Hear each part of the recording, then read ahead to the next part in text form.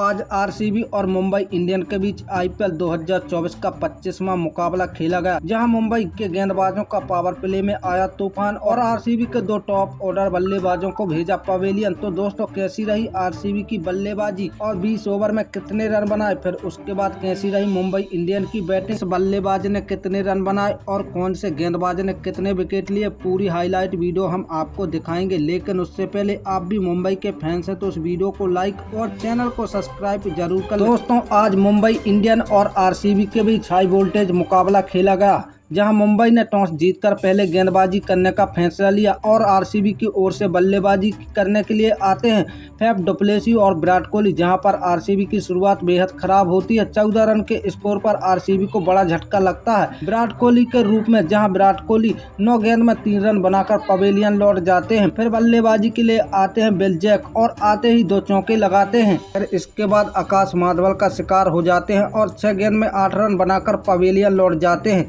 RCB को 23 run के score पर दूसरा झटका लगता है। फिर बल्लेबाजी के लिए आते हैं रजत पाटीदार, जहां पर एक छोर संभाले रखा था फैफ, जहां पर आरसीबी पावर प्ले में 44 रन बना लेती है। फैफ डु प्लेसिस और रजत पाटीदार के बीच अच्छी साझेदारी होती है और 10 ओवर तक आरसीबी 2 विकेट पर 91 रन बना लेती है, जहां पर फैफ डु प्लेसिस अपने अर्धशतक की ओर बढ़ रहे थे और रजत पाटीदार तेज गति से बल्लेबाजी करते हुए अपना अर्धशतक पूरा कर लेते हैं। लेकिन फिर उसके बाद गलत शॉट खेलकर आउट हो जाते हैं। आरसीबी को 105 रन के स्कोर पर तीसरा झटका लगता है। रजत पाटीदार 26 गेंद में 50 रन की पारी खेली। फिर बल्लेबाजी के लिए आते हैं ग्लेन मैक्सवेल, लेकिन इस बार भी ग्लेन मैक्सवेल हर बार की तरह खाता भी नहीं खोल सके और पवेलियन लौट जाते हैं। आरसीबी को बैक टू बैक 2 बड़े झटके लगते हैं। फिर बल्लेबाजी के लिए आते हैं दिनेश कार्तिक, वही फैफ डु प्लेसिस अपना अर्धशतक पूरा कर लेते हैं। Dinesh Karthik, Faf du Plessis तेज गति से बल्लेबाजी कर रहे थे। आरसीबी 16.4 ओवर में 150 रनों के पार पहुंच जाती है,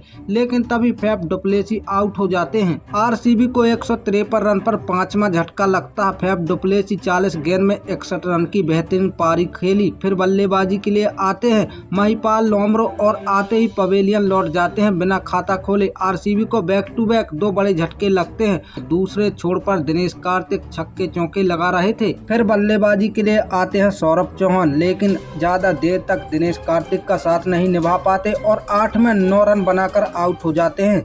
वही दिनेश कार्तिक अपने अर्धशतक की ओर पहुंच रहे थे। आरसीबी के एक ओर से विकेट गिरते जा रहे थे और लास्ट ओवर में दिनेश कार्तिक अपना अर्धशतक पूरा कर लेते हैं। आरसीबी दिनेश कार्तिक की बेहतरीन बल्लेबाजी की बदौलत 20 ओवर में 196 रन 8 विकेट पर बनाती है। मुंबई की ओर से सबसे ज्यादा विकेट जसप्रीत बुमराह को 5, सुरेश गोपाल और आकाश माधवल को 1-1 विकेट मिलता है। फिर मुंबई की ओर से बल्लेबाजी के लिए आते हैं ईशान किशन और रोहित शर्मा। यह दोनों बल्लेबाज मुंबई को बेहतरीन शुरुआत दिलाते हैं। पावर प्ले में 70 रन बना लेती है बिना विकेट खोए। पावर प्ले के अंदर ही ईशान किशन अपना अर्धशतक पूरा कर लेते हैं। ईशान किशन और रोहित शर्मा के बीच 101 रन की पार्टनरशिप होती है। 8 ओवर में ही मुंबई इंडियन टीम 100 रनों को पार कर चुकी होती है। तभी ईशान किशन 23 गेंद में 69 रन बनाकर आउट हो जाते हैं। फिर बल्लेबाजी के लिए आते हैं सूर्य कुमार यादव।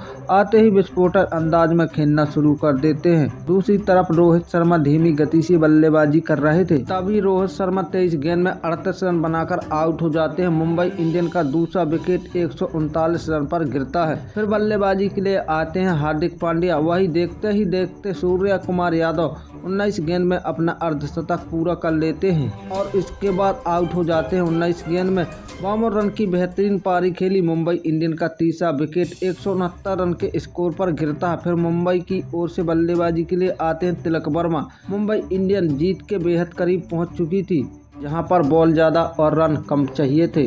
अब यहां से मुंबई इंडियन को जीत के लिए 28 गेंद में 4 रन की जरूरत होती है और हार्दिक पांड्या ने चौका लगाकर मुंबई इंडियन को बेहतरीन जीत दिला देते हैं। मुंबई इंडियन 15.2 ओवर में इस मुकाबले को 7 विकेट से जीत लेती है।